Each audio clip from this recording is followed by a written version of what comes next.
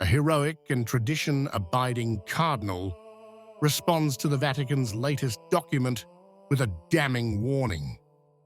No drama, no artifice. Is the Church heading for self-destruction?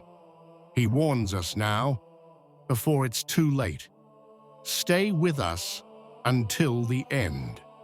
93-year-old Cardinal Joseph Zen, an uncomfortable and outspoken figure, bordering on the uncontrollable for many ecclesiastical circles, has once again chosen his blog to raise an alarm that cannot be ignored.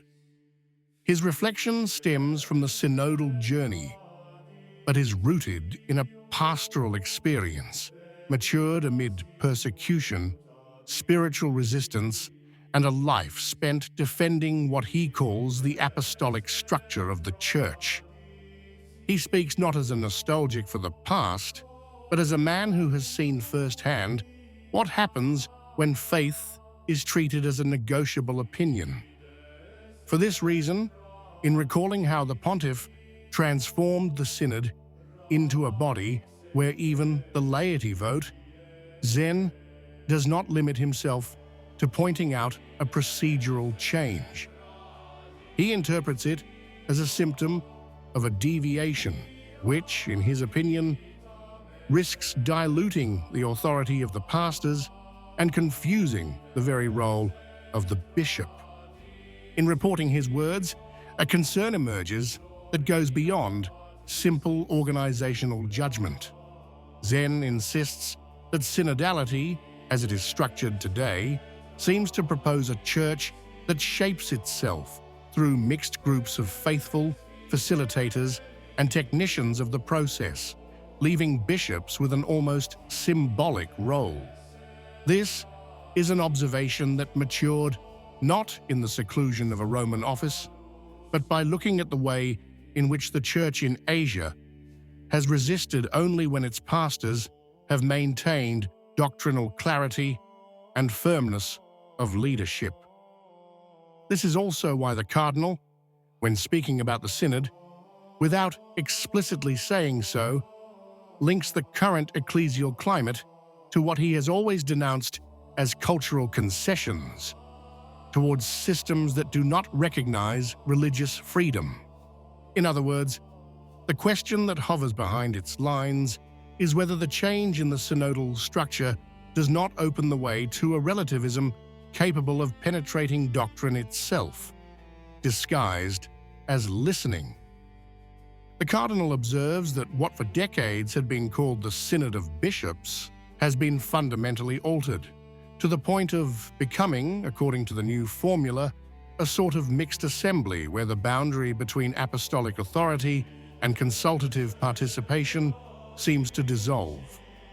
The point is not listening to the people of God, an ancient practice, but the sense that the very structure of the Church is being affected to accommodate a spirit of the times that demands ever more democracy and ever less guidance.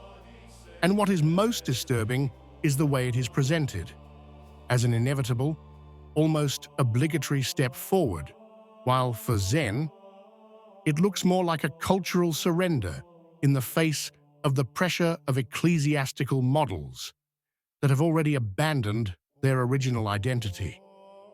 His question, formulated elsewhere but latent here too, is whether the Church is not racing toward a point of no return. The feeling is that the claim to walk together is being redefined to transform the Church into a fluid community, where every position can be renegotiated and where spiritual authority is scaled back so as not to offend the sensibilities of the world. For the Cardinal, accustomed to seeing the gospel survive only when the guidance is clear and non-negotiable, this is not progress, but a step towards self-dissolution. The Cardinal's denunciation becomes even more cutting when one gets to the heart of his accusation. The idea that the Synod, as it has been orchestrated, is not a simple process of listening, but a project aimed at introducing substantial reforms in Catholic doctrine and discipline, using fluid language and procedures that deliberately avoid theological conflict. Zen observes that the synodal leaders frame the entire process as an exercise in conversations in the spirit, a formula that, in his perception, seems more like a psychological technique than an ecclesial method.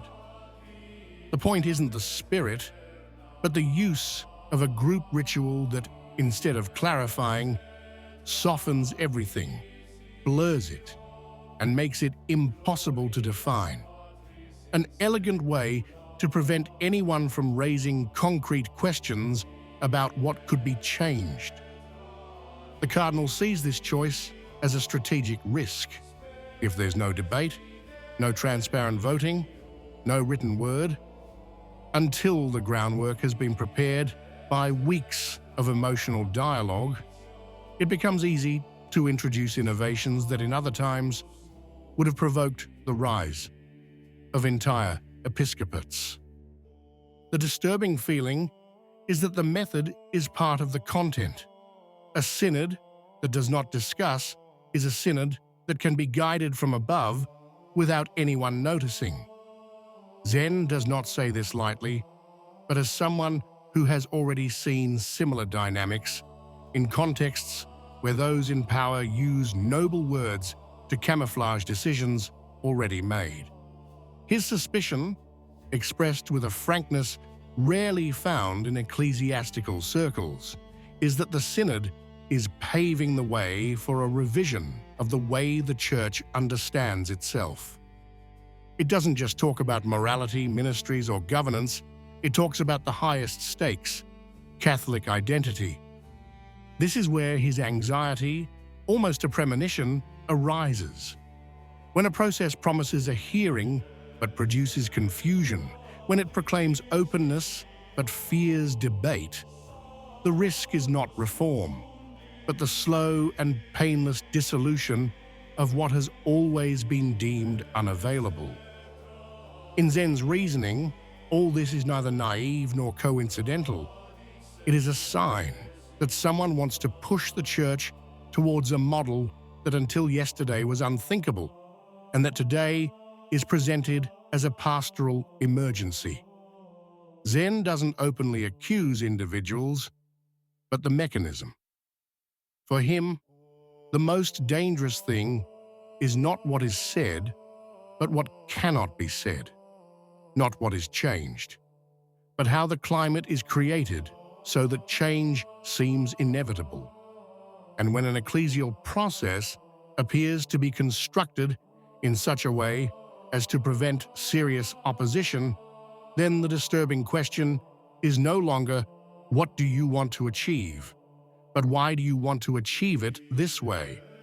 We thus find ourselves faced with an image that the Cardinal does not pronounce lightly, but as a diagnosis of a process already underway.